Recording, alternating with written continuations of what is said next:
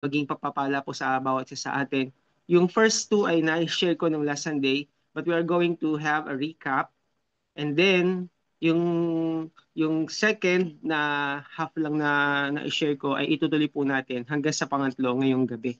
Okay, so magkakaroon tayo ngayong recap, pero bago muna ang lahat ay manalangin muna tayo. Amen? So tayo po ay pumikit at manalangin. Ama, maraming maraming salamat sa gabing ito.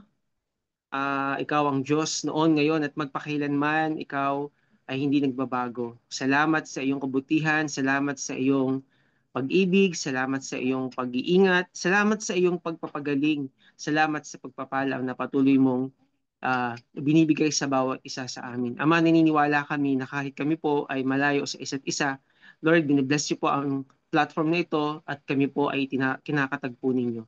Lahat po ng mga katanungan sa aming isipan, Lord God, nawa kayo po ang sumagot, kayo po ang magbigay ng kalakasan sa mga nanghihina, kayo po ang magbigay ng solusyon sa anumang problema, kayo po ang magbigay ng kagalingan sa kung sino mang may sakit o karamdaman. At kayo po ang magbigay at patuloy na alab ng aming puso na magpatuloy na maglingkod sa iyo sa gitna ng mga challenges, sa gitna ng mga problema o anumang trials na kinakarap namin ngayon. Naniniwala po kami, O Diyos, na kami po ay hindi mo iiwan sapagkat ikaw ang nangako, Lord God, na hindi mo kami iiwan at hindi mo kami pababayaan. Ama, maraming maraming salamat po. We ask the Holy Spirit to open our hearts, to open our eyes, and let us hear you, Lord.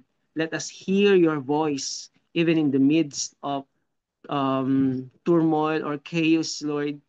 Naniniwala kami na maririnig namin ang iyong tinig sa kahit anumang kaguluhan sa aming paligid o sa anumang nangyayari sa mundo. Naniniwala kami na ikaw pa rin ang Diyos na hindi nagbabago noon, ngayon at magpakailanman. Salamat sa iyong pagliligtas at salamat sa karunungan na maunawaan po namin ang iyong mga salita in Jesus' name. And everyone said, Amen and Amen. Praise God. Bago tayo magtuloy-tuloy, batiin muna natin si Jonah. Happy birthday, Jonah. Yan. Happy So, Thank you birthday! po. batiin natin. Andiyan pa Thank pala you siya, no? po. Wala ko umalis si Jonah. Happy birthday, no? 25 na ba si Jonah? Napakabata ni Jonah. No? 20. Ready? 20. Okay, isang pala si Jonah. Naku, papalaban tayo ng English na ito. Okay, guys. Happy birthday at kay Kuya Yo, no? Birthday din ni Kuya Yo. Magkasunod pala kayo. Kahapon naman si Kuya Yo, tapos ikaw ng Tuesday, no? So, sunod-sunod pala yung may birthday. Nung At yung Monday po. sister ko rin, Monday, sorry. 15, no? Yung kapatid ko naman, 8. Yan, kasabay, tama ba? 8 din? Kasabay niya si Mama Mary. So, okay. So, happy birthday sa lahat ng mga nagdiriwang ng kaarawan ng buwan ng Setyembre. Okay, sa taong kasalukuyan. So, kayo po ay pagpalain ng Panginoon at kung ano man ang inyong ah, ah, pangarap sa buhay, no? Siyempre, alam naman natin yung inyong mga pangarap ay naaayon sa kalooban ng Panginoon. Kaya imposibleng hindi ibigay ng Lord sa bawat isa sa atin yan. Amen? So, okay, tuloy-tuloy tayo. Mga kapatid, i-recap lang tayo. Recap lang tayo kasi yung iba wala dito, no? Okay, so, okay, let's start. Pero bago muna yun, bago natin i-flash yung screen yung ating pag-aaralan, nais ko pong sabihin sa inyo na wag po kayong aalis sa uh, place ng prayer, no? Because in that place, in that atmosphere, in atmosphere of prayer, the presence of God is always there. So kahit saan tayo pumunta, I believe that we carry the presence of God. Why? Bakit? Kasi tayo po ay templo ng banal na Espiritu. Amen? So if we believe that, na tayo po ay tahanan ng banal na Espiritu, in other words, kahit saan tayo pumunta at anong gawin natin, hindi po maaalis yun na tayo ay pinananahanan ng banal na Espiritu at tayo ay templo ng banal na Espiritu. In other words, we can exercise, we can dispense the presence of Jesus.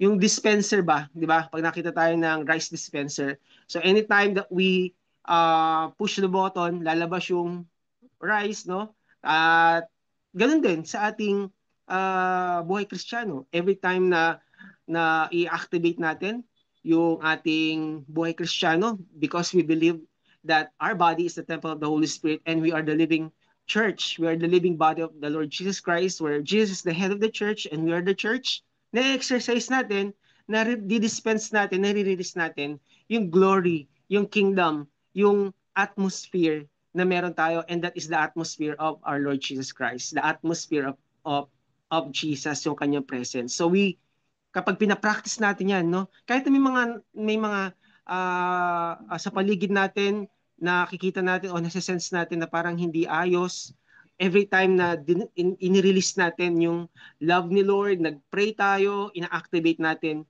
yung kapangyarihan ng kaharian ng Panginoon. Amen? So kasi tayo yung boses ng Diyos. So every time we release the Word of God, yung bagay na nakapaligid sa atin ay nagbabago. So yan po yung patuloy nating gawin. Kaya sa ating po pag-aaral ngayon ng Noah, wag po tayong aalis sa atmosphere or sa place ng prayer.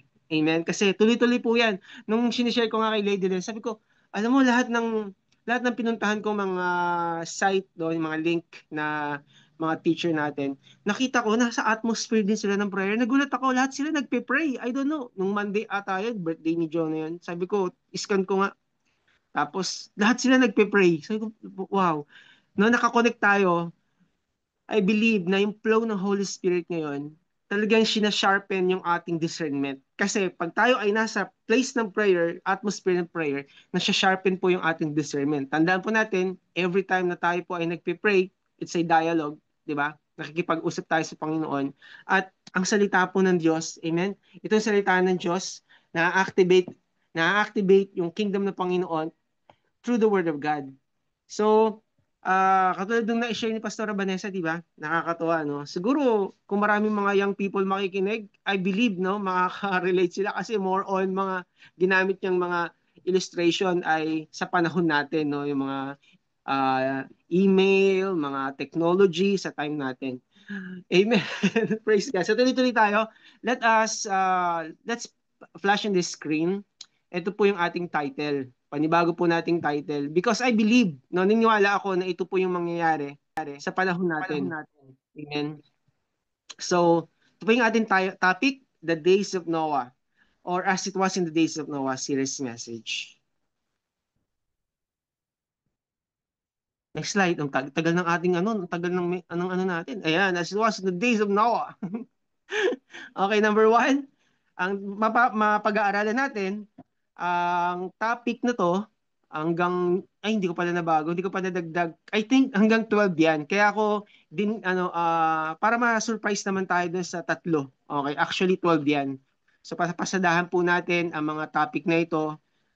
It's all about the grace of Jesus, the grace of God. At naniniwala ako na hindi man natin siya makuha lahat, no? Kasi crash course yung gagawin natin, no? Hindi man natin makuha lahat, naniniwala ako na kakausapin tayo ng Panginoon. Napakahalaga na makarinig tayo sa Panginoon. Napakahalaga na yung ating heart, yung ating spirit ay nasa flow ni Lord. Kasi sa paligid natin, alam niyo guys, lahat yan ng mga signs of the times, yung mga tanda ng muling pagbabalik ng ating Panginoong Hesus Kristo, ay nasa paligid na natin at nakikita natin. I believe that because it's the Word of God. Yan ang sabi ng salita ng Diyos. Kaya ito po yung mga pag-aaralan natin sa panahon ngayon. At kung ano yung mga nangyari noon, i-connect natin sa time natin. At ano yung best na application at command ni Lord dun sa time na yon na pwede natin gawin sa panahon natin. So, pag-aaralan natin sa series ng Noah ay yung giants, no? Merong topic diyan, yung mga giants, di ba? Makikita natin yung mga Nephilim, saan yung originate nila, ba't nagkaroon ng Nephilim, at uh, ano yung sa panahon natin yung equivalent ng mga ganyang mga nilalang. Okay, ba't nagkaroon ng ganyan? So, mayroon pong naka-assign dyan na mag-share. And then, ganun din sa mga susunod na topic. Yung pangalawa, yung wickedness and corruption ng mga tao. Pangatlong topic natin ay yung violence. Hindi lang doon sa maliit na portion, kundi it's worldwide sa time ni Noah. And then makikita natin yung pag-build ng ark. Na makikita natin na si God ay isang napakatalinong God. Okay, kaya nasabi natin na siya ay talagang God is our great architect. Na siya yung umayos ng ark. Okay, so next is yung faith ni Noah. Makikita natin kung paano siya lumakad kasama ang Diyos sa gitna ng corruption at kasamaan ng tao. At makikita natin kung paano si Noah ay naging preacher, no, ng katuwiran ng Panginoon. And then sa time ni Noah, makikita natin hindi nagugutom yung mga tao. Kaya yung mga tao, alam niyo sa totoo lang, hindi kailangan ng Diyos, no? Hindi nila kailangan si God. Masaya sila. Bakit? Kasi sagana sila that time. Ang sabi doon, di ba? They were partying, given to marriage, etc. And they forget God. So pag-aaralan po natin yung true prosperity. And the next is pag-aaralan natin yung flood, judgment, and salvation. Nakita ni God na yung kanyang creation ay ganun ka-corrupt at ganun kasama. Kaya nagkaroon ng judgment. Pero ang purpose noon ay hindi totally i-annihilate yung mga tao, kundi iligtas, no? Iligtas yung mga tao. At sino yun? Yung mga naniniwala. Kaya nga challenge tayo na wag tayong umalis saan? Sa presence ng Lord. Nandun lang tayo lagi sa Kanya. No, kahit na ano mang nararanasan natin, we pray. Kahit na nararanasan natin, we consult, we fellowship with the same people or the same um, church that we have, no? Na yun ang parehong belief natin. And then after that, na magkaroon ng judgment, makikita natin yung culture. Okay? At meron pang mga tatlong naka-reserve na topic na gusto kong i-share sa inyo na sa topic na ito na mabilisan lang natin i-share. Okay? May mga naka-assign po sa lahat ng mga topic na yan. At wag po kayong lumiban. Or kung hindi nyo kaya ng Sunday, pwede ko umatin ng Thursday. Amen? So next slide. Thank you. Ating operator. Ayun ang operator natin. Yan ang ating main text. So kung meron po kayong Bible, basahin niyo na po sa susunod na Sunday, basahin niyo na yung Genesis chapter 6. Pero ngayon po, ang sharing ko po ngayon ay Genesis chapter 5. 5 about sa background ni Noah. So ito po ay yung, katulad sinabi ko, ito po yung mga na-meditate ko at nakita ko sa buhay ni Noah. Okay? Next slide. Ito po yung pag-aaralan natin. Ayan, no? Ang purpose ng ating pag-aaral, no, hindi lang natin ito basta pag-aaralan kundi meron tayong focus. Ano 'yon? Ano yung purpose? We believe that his coming would be just like the days of Noah in the Bible. So makikita natin yan sa Matthew 24, Luke 17, 2 Peter, at sa ibang mga chapter and verses ng Biblia. Naniniwala tayo. Yun ang sabi ni Jesus, no? Pag binasa natin yung Matthew 24, sinabi ni Jesus doon na yung pagdating ng anak ng tao ay matutulad sa panahon ni Noah at sa panahon ni Lot. Ano ba yung panahon nila? Ano ba yung ginagawa ng mga tao? Yun pag-uusapan po natin. At yun po yung mga topic na i-discuss natin. Iisa-isahin natin at ipipresent ng mga sharer yung kanilang mga napansin at magbigay po sila ng mga um, magpo-propose po sila ng pwede nating gawin, no? Pwede nating pamantayan na gawin at hindi po syempre nawawala yung salita ng Diyos. Amen. At ito po ay isang preparation na rin sa atin, no? Tandaan po natin, ito pong Global House ay isang iglesia na kung saan inihahanda tayo sa muling pagbabalik ng ating Panginoong Jesucristo. Na kung saan naniniwala tayo na darating na tayo ay pakakasalan ng Panginoon in His second coming, kasama tayong bababa rito sa lupa at naniniwala tayo na kasama tayong mag-reign sa Kanya 1,000 years and forevermore. Amen? So, to forewarn is to forearmed. So, ito mapapakinggan natin ay hindi tayo nagtatanim ng takot. We are not fear-mongering people. We are not sowing fear, kundi hinahanda natin yung sarili natin. Amen? So, kasi pag nakita natin yung mga signs, yung mga nababalitaan natin na may mga ganyan na wars and rumors of wars, false prophets and false teachers, false messiah, parang minsan matatakot kayo, no? Eh yung sa balita lang na war, no? Magkakaroon ka ng fear. Pero hindi tayo ganun na Christian. We are not sowing fear. Actually, we are sowing love and faith and hope, no? Ito nga sabi dito sa pangatlong reason ng purpose ng pag-aaral natin. Ang sabi dito, to remind us of God's love, hope, justice, grace, and faithfulness. Kung may mga injustices na nakikita tayo sa panahon natin ngayon, at kahit tayo nakaranas ng mga injustices, di ba? Tandaan natin na merong retribution. God is our judge. He is a just judge. Sa kanyang muling pagbabalik, hindi na savior, no? Kundi siya po ay magiging just judge. Yung mga injustices na nakikita natin ngayon, no, na mga naranasan natin at kahit sa ating mga nakikita sa panahon natin ngayon, especially sa nangyayari sa ating bayan, meron pong justice ang Diyos para dyan. Amen? So, sa ating pag-aaral, makikita natin yung pag-ibig ng Panginoon. Alam nyo ba na iniingatan tayo ng Diyos? Di ba, lalabas ka lang ng bahay mo, minsan magugulat ka sa balita, may nabunggo ng motor.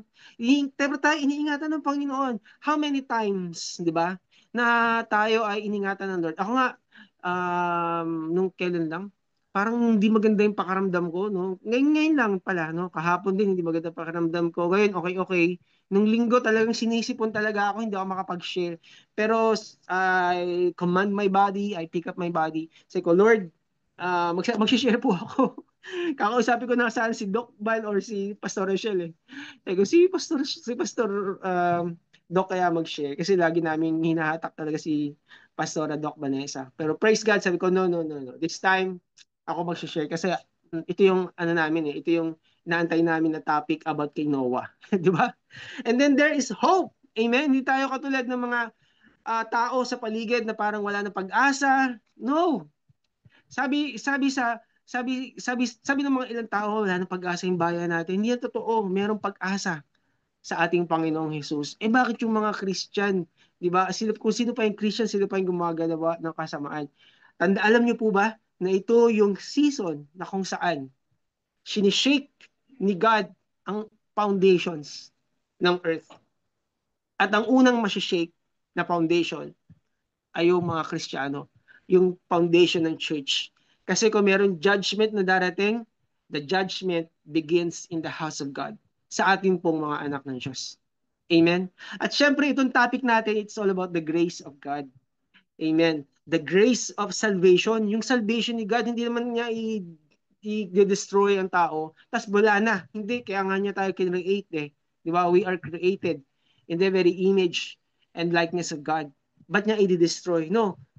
Doon pa lang kay Ebet Adan, nag-provide na si God ng solution doon sa ginawa ng tao nung sila ay nag-disobey. Ganun din sa flood, no? Sa flood story. Makita natin na si God, andun yung kanyang biyaya, andun yung kanyang grace para i-save ang humankind. So makikita natin yan sa ating pag-aaral. And syempre, yung katapatan ng Panginoon. Amen. Yung faithfulness ng Lord na kahit tayo ay unfaithful, God always remain faithful. Amen. So next slide. Thank you, Lady Len. Okay, syempre wala ba tayong ibang reference, no? Kundi ang Bible. Ayan, kaya dapat may Biblia po kayo. Ayan, or kahit na sa inyong, next slide, kahit na sa inyong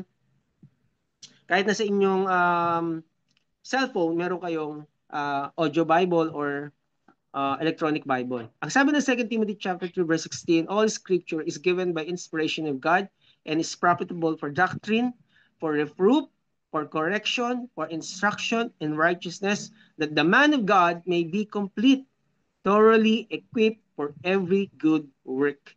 Lahat daw, hindi pala daw, I'm sorry. Lahat ng kasulatan. Okay, bawal magdagdag o pastor.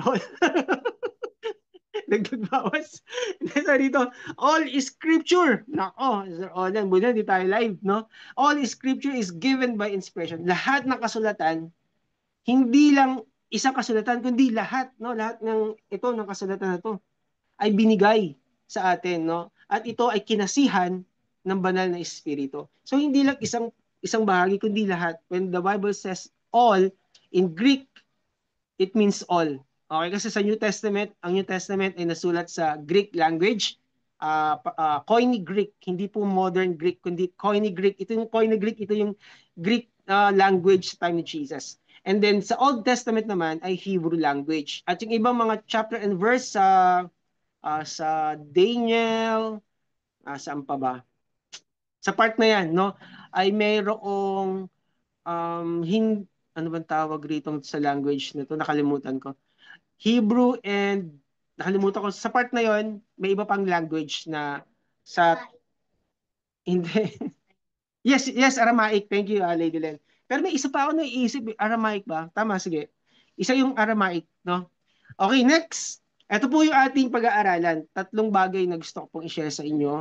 At dito na po tayo sa pangalawa and pangatlo. Pero ang topic natin, ito po yung topic natin, the last days glorious display of God's rest, redemption, and revival.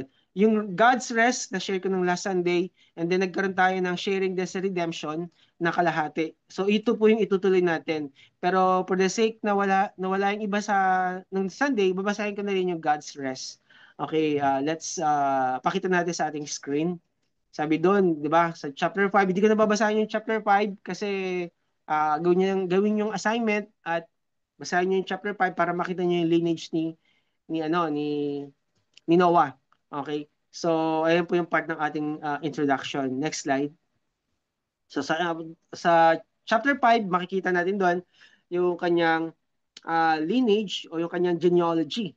No, may 8 mga leader o tao sa chapter 5 na uh, tinatawag na ito yung patriarchal na kung saan yung roots nila ay mga righteous. Kasi pagdating sa chapter 4 makikita natin na yung roots doon ay hindi mga contrast, no? Sila ay mga unrighteous.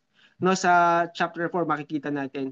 Andiyan sila Cain, sila Nimrod, and the rest, no, na masasamang mga tao. Pero pagdating dito sa chapter 5, sa roots ni Noah, makikita natin andiyan yung linya o yung family tree na kung saan makikita natin yung roots ay mga righteous o matuwid na mga leader o mga tatay, no? Tawag diyan sa time niyan ay patriarchal age. Okay. So na-topic natin yung rest. Alam niyo, ang ganda ng pangalan ni Noah. Tignan natin dito sa scripture na to. Next slide. Ay, mapindot. Okay. So, okay, ito na, napindot na. Sa verse 28 and 29 ng chapter 5, sabi dito, Lamech lived 182 years and had a son. And he called his name Noah, saying, This one will comfort us concerning our work and the toil of our hands because the ground which the Lord has cursed. So, kung makapansin ninyo, paano nalaman ni Lamech na yung ground, na yung lupa ay na-curse? Paano niya nalaman na yung lupa ay curse o nasumpa yung lupa? Kasi sa background ng chapter 4, makikita natin, no? At makikita natin sa ilang mga chapter and verses. Chapter 3, nagkasala yung tao. So paano nagkaroon ng knowledge si Lamech about that? Because during the time, ang naging practice nila ay tinatawag na oral tradition. In other words, nagkukwento, then yung kwento ay pasa-pasa. Yun, ganun. Para pa ng chismis yan. Oo nga, ganun. Ganun. Pero sa kanila, good naman yon. Good Samarites. No, hindi bad Samarites. Ito ay good. Ah, ganun pala. Maririnig nila, ganun pala ang ating ninuno, ang ating great grandfather. Ganyan. At alam nyo ba, sa ilang verses, share ko na rin, ano, pag binasa niyo yung chapter 5, makikita nyo doon na maaaring may knowledge itong si Lamech sa kanyang great grandfather nito ni Noah, si ano, si Enoch. Do si Enoch kasi ay lumakad din. He also walked with God at siya ay kinuha ng Panginoon. No? Ni-rapture din siya ng Lord. He walked with God and God raptured him. So, ganoon din yung nangyari kay Noah. No? Pag pinag-aralan natin yung kanyang buhay, makikita niyo po ninyo sa ating po pag-aaral within, I think, 2 months na yung pag-aaral si Noah, makikita po ninyo kung paano si Noah ay lumakad kasama ang Panginoon. At yan po yung ating prayer. Yan po yung prayer ko sa atin. Kahit di man tayo nagkikita, my prayer for you ay yung ating prayer life, yung ating Bible devotion, yung ating calling sa Panginoon ay intact. We pray. Hindi ko man mabigay sa inyo mga kapatid na ilang oras lang tayo sa Thursday and then pag Sunday, hindi man ganun. No? Naniniwala ako na sasamahan kayo ng Panginoon sa inyong lakad buhay Kristiyano lalo na that we are living in the last days. So ganun po yung kaya may knowledge at background po si Lamech kasi narinig niya to. Okay? Kasi Ang Bible, hindi naman nasulat, wala naman silang hawak agad na Bible during that time. 'Di ba? So, yung printing press, kailan lang naman na create. At yung mga libro, 'di ba, kailan lang din na-create. Sa time nito, wala talaga. So, yun, oral tradition. Isa yan sa sinasabi ng mga scholars. So, babasahin ko lang ulit ha. Ang meaning ng pangalan ni Noah ay comfort or rest. Amen? So sabi din niya dito, this one will comfort us concerning our work and toil of our hands. Dahil during the time, yung ground ay cursed because of sin. At kung makikita natin na hindi lang naman talaga sa kanilang buhay trabaho. Meron pa ring ibig sabihin si Noah. Yan po yung pag-aaralan natin sa mga susunod na meetings po natin dito sa series ng Noah. So may iba-iba po tayong mga speaker tungkol dyan. Pero naniniwala po ako na sa pag-aaral natin ngayon, itong part ng introduction natin, nabibigyan tayo ng rest ni Lord. Amen. Di ba ang sabi nga sa okay, babasahin ko ha. Guys, may nabasa ako dito, ang ganda. Sa Tagalog na lang. Sabi dito sa Psalm 37. Sa harap ni Yahweh ay pumanatag ka, maging matyagang maghintay sa Kanya.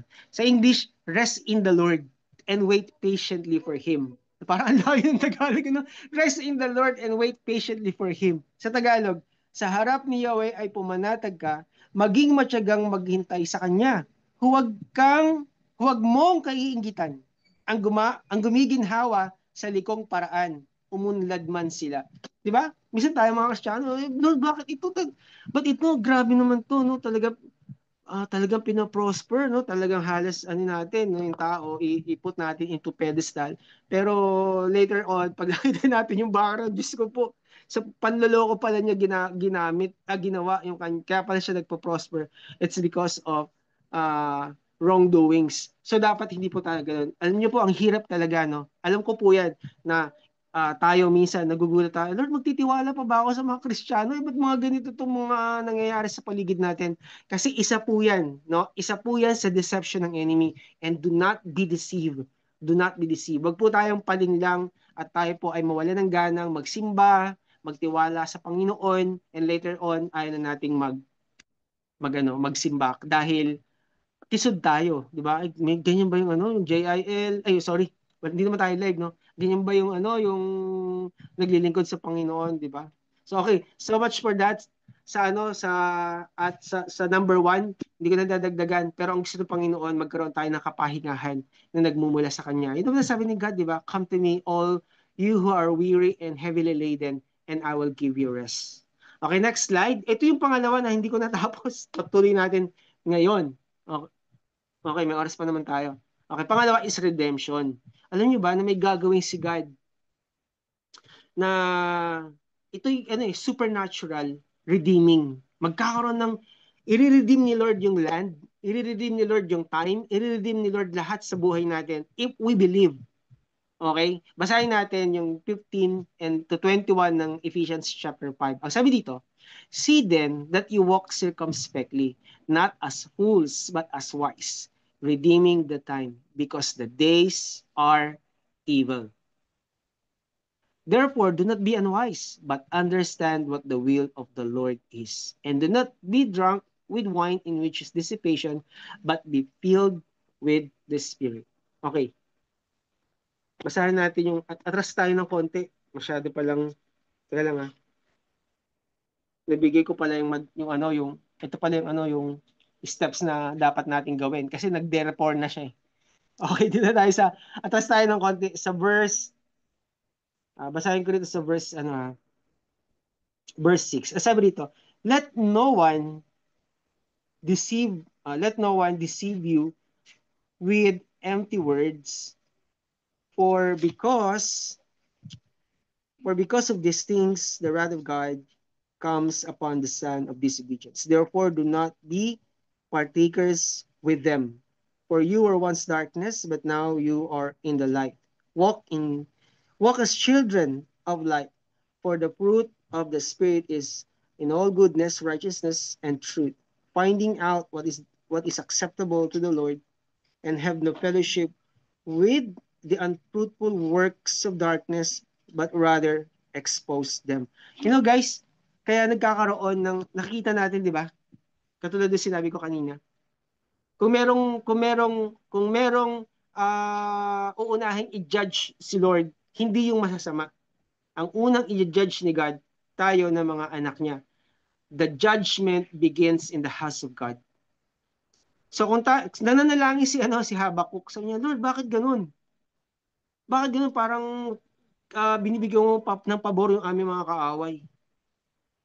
No? Sabi ni God, tignan niyo nga yung aking simbahan. Sabi ni God, di ba? Ninanakawan niyo. Hindi ako nagsabi ng guys sa yung Bible. Sabi ni, basahin po natin yung Habakuk. No? Hindi na tayo pupunta ron, pero basahin niyo po yung ilang chapter lang naman yung Habakuk. Di ba? Sabi ni God, teka muna. Sabi niya kay Prophet Habakuk, no, dalawang beses niya kinausap si Lord, dalawang beses din sumagot ang God sa kanya. Teka muna, tignan mo yung aking, sabi niya, tignan mo yung aking simbahan. Wasak at walang saserdote na naglilingkod ng tapat. No, kasi nga during that time ninanakaw ng mga saserdote, pinapahirapan ng mga saserdote yung kanyang bayan. No, pag mag-aalay, walang pinagbago sa time ni Samuel. Ganun din no, sa dalawa niyang anak. Pag nag-aalay, nag-offer yung mga tao, yung the best part kinakain nila, and then yung pangit, yun ang ina-offer nila sa Panginoon. So sabi ni God, bakit niyo ninanakawan ang aking bayan? At hindi lang yun.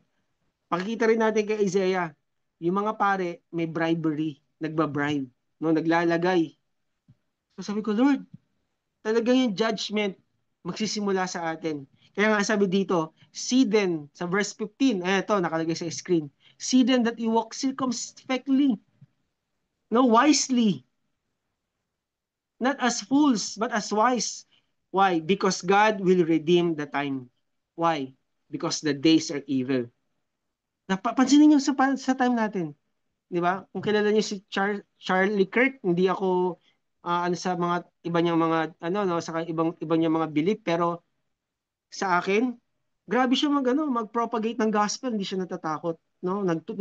Nakikipag-dialogue siya sa isang mapayapang paraan ng pakikipagdialogo sa mga topic ng abortion, sa mga topic ng gender equality, sa topic ng mga beliefs sa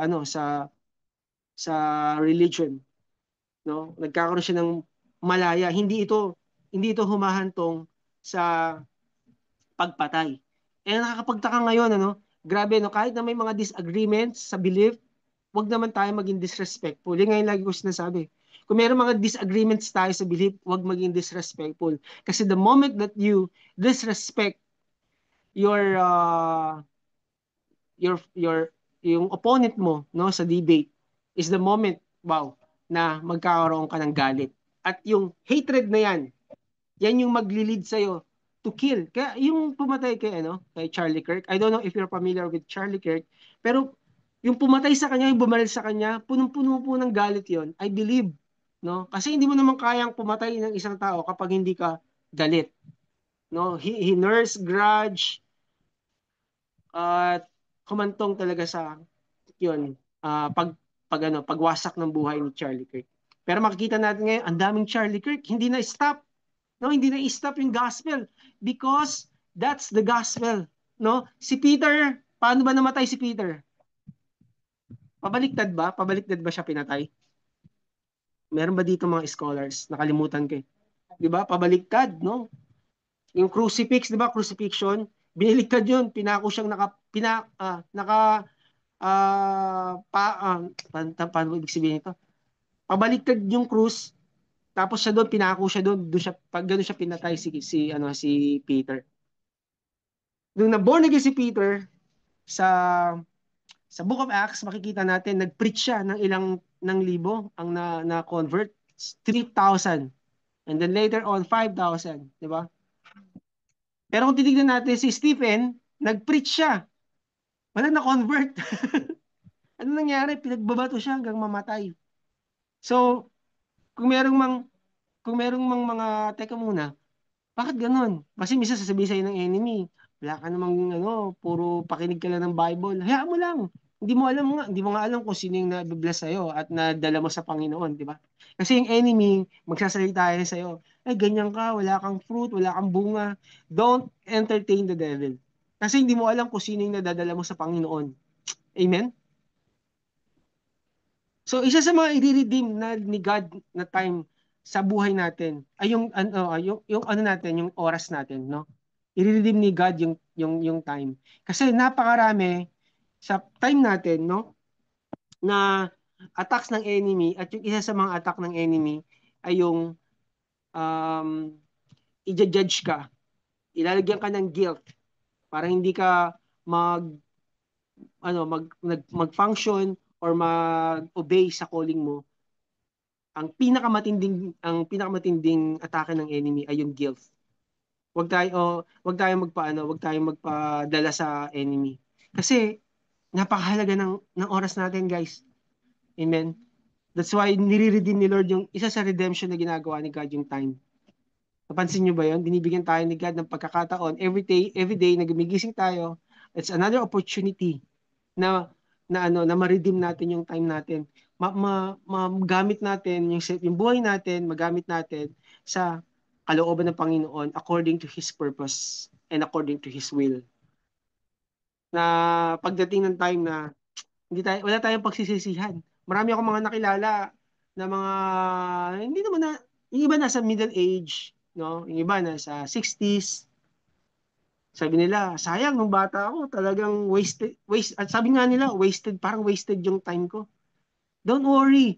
Si God nagwo-work in every season, si God nagwo-work.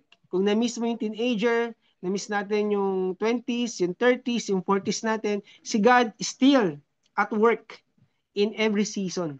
So kung na-miss natin yung 50s natin, meron pa naman tayong 60s. Kung kalooban ng Panginoon mabuhay pa tayo, meron pa tayong time na mag-share ng gospel at magpagamit sa Panginoon. Hindi lang yung ating body, yung ating bibig, everything, yung buhay natin, ipagamit natin sa Panginoon. Lalo na ngayon na nakikita natin na nalalapit na talaga yung pagdating ng Panginoon. Amen. Sobrang, ako naniniwala ako na lahat ng yung iba kasi hindi sila naniniwala na darating na si Lord. No, hindi pa yan, matagal pa yan. Wala namang problema doon kung sasabihin natin na matagal pa yung pagdating ng Panginoon. That's fine, no? Pero kung titignan natin sa kasi yung belief natin sa second coming ni Lord o yung rapture ay magbe-base kung paano tayo mabuhay everyday. Yung iba, maaaring sabihin nila, ay matagal pa naman yan. Sa susunod na lang ako magbabago pag malapit na. Then pag malalaman na, ay, it's too late na, wala na palang time. Di ba? So, kaya nga sabi dito, ang ganda ng Ephesians, di ba? Sabi dito, therefore, ito yung payo nyo, therefore, do not be unwise. Understand what the will of the Lord is. Okay? Huwag tayong magsayang ng oras, no? Gawin natin mapuno tayo ng banal na espiritu. Continually be filled with the Spirit of God. Ang ganda rin sinasabi dito, isa pang payo nyo, speaking to one another in psalms and hymns and spiritual songs, singing and making melody in your heart to the Lord. Isa sa bagay na napakasarap gawin ay yung mag-play ka ng worship. Okay, lalo pag nanghihina ka at di mo alam yung gagawin mo, no? Nag-word of God ka na, wala pa rin. Hindi mo nararamdaman. Pero I'm telling you, no, faith is not of feelings, no? It's not of feelings. It's of the heart. Hindi siya, ay, pag naramdaman mo, super low ka, ay, wala yung faith. Tapos super high ka, nandun yung faith. No, the grace of God, hindi yun ang biyaya ng Panginoon. Kahit na nasa low ang feeling mo, nasa bababa ka at hindi mo nararamdaman ng presence of the Lord, hindi pwedeng ang salita ng Diyos ay mag-adjust sa nararamdaman natin. Hindi pwedeng ganoon. Kasi ang salita ng Diyos ay makapangyarihan. Hindi siya nagbabago, no? Hindi yung pag merong malaking problema, yung word of God ay maliit, no? Hindi. Our God is a big God. Kung ano yung namamagnify sa atin, kung ano yung mas malaki sa atin, di ba? Tayo mga tao, kung ano yung mas malaki sa atin, ganun na ma-magnify yung bagay na yun sa sarili natin. For example, problema, mas malaki sa atin, eh di mas malaki yung problema sa buhay natin, ganun na ma-magnify yung problema. Kaya nga dito sa atin, we encourage to, every day, we encourage every one of us here to have a devotion. Diba? Magkaroon tayo ng daily devotion. Word of God, mag-speak tayo ng salita ng Diyos, makinig tayo ng worship songs, amen?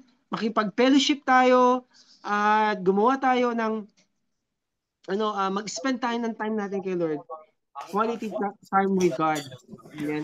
So another thing is giving thanks. No, magpasalamat tayo. Sabi rin, always for all things to God the Father in the name of our Lord Jesus Christ. Yay! Hallelujah, di ba? Magpasalamat tayo sa Panginoon.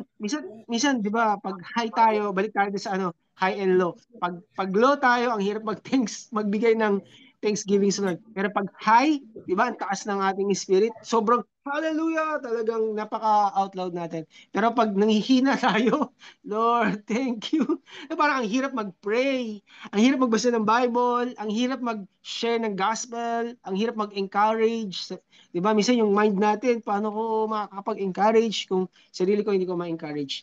Ito nga yung sinasabi ng Bible. Kaya nga sabi dito, therefore. Ibig sabihin, yung therefore ay conclusion ng mga nasabi sa verse 16, 15, 14, 16 ng Ephesians chapter 5. Etong verse 17, ang sabi dito, therefore. Sabihin, conclusion. Ito na yung dapat na, bibigay siya ng payo, ito ang dapat natin gawin. Okay? Unawain natin yung kalooban ng Panginoon. Di ba? Unawain natin yung kalooban ng Panginoon. So ayan, nagbigay siya ng mga dapat gawin. Be filled with the Spirit, worship, no? Speak psalms and hymns and spiritual songs, making melody in your heart to the Lord. Giving thanks, number 4. Then number 5, submitting to one another in the fear of the Lord. Submitting to one another in the fear of the Lord. Once we, alam niyo yung submitting in the fear of the Lord is actually submitting to His word. Submitting to His word. Ano ba yung sinasabi ng salita ng Diyos sa circumstances natin? Balik lang tayo ulit sa salita ng Diyos. Diba? Ano ba yung sinasabi ng Lord dito sa circumstances ko na nararanasan ko ngayon? Diba? Kaya napakahalaga nung salita ng Diyos na pakinggan natin ng paulit-ulit. Bakit? Kasi faith comes by hearing and hearing by the word of God. So kung ano yung napapakinggan natin, doon tayo nagkakaroon ng faith. At doon na-establish yung ating puso, doon na-establish yung ating pananampalataya, doon na-establish yung ating paniniwala. At hanggang maging lifestyle na natin. Di ba? Uy, lifestyle ko, alam mo, di ba yung mga unang pa lang tayo, Christian, talagang hindi, eto no, talagang pagbagong Christian, kahit anong gawin sa'yo, asarin ka, no, siraan ka, di ba? Nag-hallelujah ka pa nga pag nakakapakan yung paa mo, no? Pag kulang yung pagkain, pag uwi mo, galing gawain, talagang masaya ka pa, di ba? Kahit ano kinakain mo, nakakapagtiyaga ka. Bakit? Kasi andun yung babad na babad ka sa presence ng Lord, no? Dapat hindi nagbabago yon. Tayo ay tinawag ni Lord, God called us from glory to glory, from strength to strength, from faith to faith. Okay? Hindi yung mababa tapos tataas tayo tapos biglang bababa na naman tayo, tataas na naman tayo, biglang bababa na naman tayo. Hindi po. Kaya nga isa sa mga ginagawa natin ay yung nag-nurture tayo sa bawat isa, no? Na may ginagawa ang Panginoon. Ano ba yung gagawin ni Lord, no? Alam niyo po, ito yung ginawa ng Lord, I believe, no? Ginawa ni God sa time ni Lamech nung dumating si Noah. He redeemed the time. So gagawin din ni Lord sa panahon natin, God will redeem us sa lahat ng mga bagay na alam natin na, Lord, parang hindi ako satisfied sa ganito. Lord, I know na you're not satisfied. No, tanungin natin si Lord, Lord, are you satisfied? Pag sinabi ni Lord na, Nak, ito gawin mo, makinig tayo sa Panginoon, ililid tayo ni Lord sa tama kasi God is in the business of redeeming. No, i-redeem niya yung lahat ng bagay na alam natin na parang may regrets tayo, i-redeem niya yun. Amen? Everything will turn into joy. And He will hear, diba? You will hear celebration. Why? Because you know, sinamahan ka ng Panginoon in that particular area. Amen? So, pangatlong bagay na makikita natin, na nakita ko, no, sa aking meditation, sa aking devotion, chapter 5 ng Genesis, sa buhay ni, sa genealogy, is yung revival. No, sa time ni Lamech, naniwala ako na nung dumating si Noah, nagkaroon ng revival. Amen? Nagkaroon ng revival, nabuhayan siya eh. Alam nyo, pag sinabi mong revive, eto no, when you say revival, hindi mo naman i-revive yung tao na wala na talaga, no? Kaya mo siya nire-revive kasi buhay pa siya. Tama ba? So in other words, meron na tayong life ni God. Amen. Tignan natin tong mga kinuha kong scripture. Ang sabi dito sa Isaiah 60, Arise, shine, for your light has come, and the glory of the Lord has risen upon you. Pag binasa natin yan, parang konti lang pala nalagay ko. Pag binasa natin yan sa Isaiah 61-3, makikita natin na yung darkness is covering the earth. Pero, ang sabi ng Bible, arise, arise, shine, for your light has come. So binasa natin kanina, 'di ba, sa Ephesians, yung about sa light. No, kailanman yung liwanag hindi niya kayang talunin. Yung kadiliman hindi niya kaya talunin yung liwanag. Kaya nga sa anumang darkness ng buhay natin, alam natin na kasama natin si Jesus. And Jesus is light. And we are light. Sabi ni Jesus, di ba? You are light. You are salt of the earth. You are light in this world. So kung tayo ay liwanag sa mundong ito, at si Jesus ay liwanag na nasa atin, magsha-shine yung ating light. Sabi dito, and the glory of the Lord has risen upon me. There will be a supernatural display of the glory of God in these last days. Amen? Kasi ano eh, inihalin tulad ang pagdating ng anak ng tao sa panahon ni Noah at ni Lot, 'di ba? So in other words, kung merong napakagandang balita sa lineage ni Lamech nung dumating si Noah, 'di ba? At nagkaroon ng revival, nabuhay sila eh, no? No, ito magbibigay ng comfort, no? Tapos nakita nila, teka muna. Ito yung, ano ko lang to, paraphrase ko lang to. No, nagkaroon ng comfort, ng rest.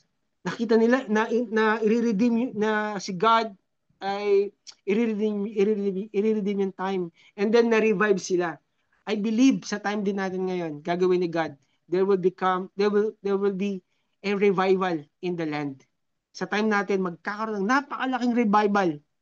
I don't know, no? May mga nagsasabing pastors and uh, ministers, nung namatay daw si Charlie Kirk, hindi lang doble, no? 1,000 Charlie Kirk yung lumabas. Imagine mo yun. Di ba? In-eliminate, nawala si Charlie Kirk on the scene, pero dumating ang napakaraming Charlie Kirk. Ano yun? Ang point ko lang dito, ang daming voices na katulad ni Charlie Kirk na nagpapahayag ng salita ng Diyos. Amen? Sabi dito, behold, I will open your graves and raise you from your graves, O my people. Hallelujah! Amen? Next slide. Alam niyo po ang sabi ng man of God na ito, nakalimutan ko yung pangalan, pero Salvation Army siya. Nasa isip ko na eh, teka lang ha, kalimutan ko. No, Salvation Army siya yung founder. Sabi niyo, I am not waiting for a move of God. I am a move of God. Ulitin ko po ha, I am not waiting for a move of God. I am a move of God. Amen. Ang ganda eh, no? You know why? Kasi tayo yung ano eh, bibig ng Diyos, kamay ng Diyos, puso ng Diyos, paa ng Diyos. Amen. Ano ba talaga, Pastor O? Yun, si William Booth. Thank you. Si William Booth, di ba? I am a move of God. No, nakita niya. Alam niya, sa time niya, grabe yung revival.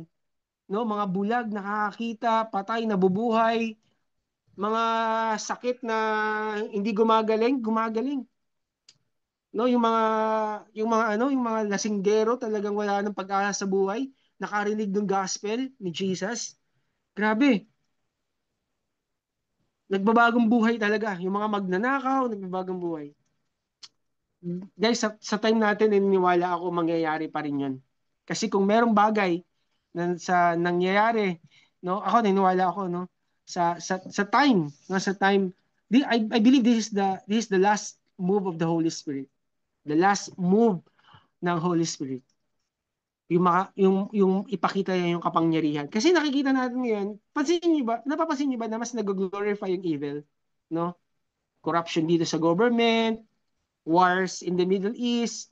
Tapos ito sa atin ngayon, narinig niyo ba na I don't know kung gaano ka totoo to, pero I'm not sowing fear, no? Hindi pumapayag yung Communist Party, yung China, na yung Baho de Masinloc ay gagawa ang gusto kasing gawin ng China do sa Baho de Masinloc, itong island na nasa territory natin, na naalis yung nagbabantay, sila yung pumalit. Tapos binabantayan din natin andun yung barko natin na pinakalumang barko na nandoon. And then ang sabi ng mga Chinese people, gagawin daw nila yung ano ba tawag dito? Natures, kalimutan ko eh. Parang tataniman nila ng mga halaman, no? Mga ganon. Pero pag pinag-aralan mo pala yung background noon, nung 1995, yung mischief reef pala yon, no? Nung 1935, 35, nung 1995, grabe. Sabi nila, babantayan lang din nila, ganun din, same thing. Pero ginawa nila ng kampo, kinampuhan nila. So, ito na naman yung approach ng China, lalagyan na naman, gagawin na naman nila yung strategy nila, pero ang purpose nun ay gagawin nilang kampo. So, hindi tayo nagtatanim ng fear o anuman. Kasi itong mga to, it's only in the surface. Lahat ng tao, ito, I'm telling you lahat ng tao, alam nyo ba, uuwi sa Panginoon. In other words, lahat tayo mamamatay. Pero ang tanong, pag umarap tayo sa judgment seat of Christ, makikita natin yung ating creator, di ba? Ano yung ginawa natin? Na-fulfill ba natin yung purpose natin sa buhay? Di ba? Or nagkaroon tayo ng maliit na pag-aari, hindi tayo na-satisfy, gusto natin mas malaki, hanggang gusto natin maliit na piraso ng lupa, naging 100 square meters, gusto naman natin 3,000, tapos gusto naman natin hektarya ng lupa, at gusto naman ng tao, talagang gusto niya na bilhin yung bundok, yung island, di ba? So ang tao talaga, walang kabusugan, walang kasawaan.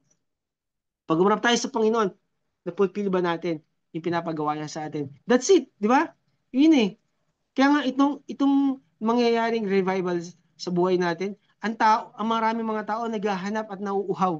Pagod na sila sa religion, mga kaibigan. Pagod na sila sa government. Pagod na sila sa lahat ng mga nakikita nila. Ang gusto nila yung tunay na encounter. Pagod na sila sa preaching, 'di ba? Kaya nga minsan kahit anong preaching mo, hindi din natablan. Bakit? Ang gusto kasi nila maranasan yung kapangyarihan ng Lord sa buhay nila. Pagod na sila sa naririnig. Ang gusto nila nararanasan. Amen.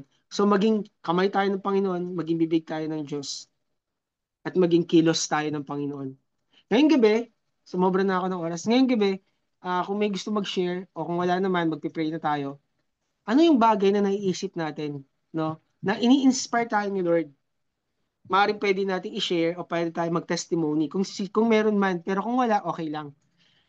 Na in-inspire tayo ni Lord sa message ng Genesis, ng Noah, at na-cut yung heart natin na Lord, ito pala yung dapat ko gawin, ito yung matagal ko nang naririnig, ito yung matagal mo nang gusto kong gawin ko, Lord. Pwede natin i-share at encourage natin yung bawat isa sa atin.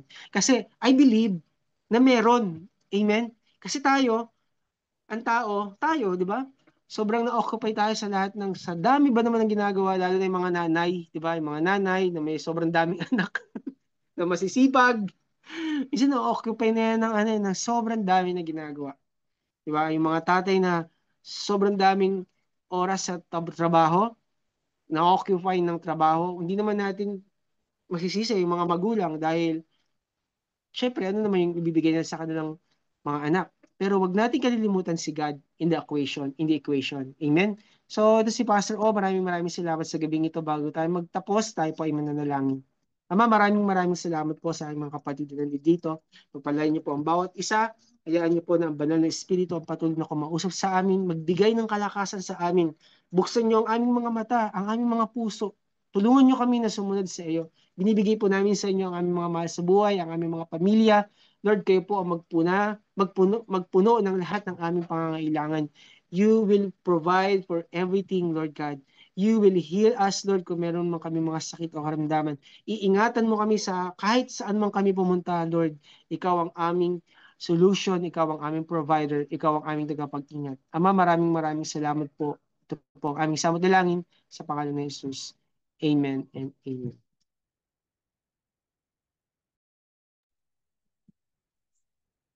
Amen. Thank you, Pastor O.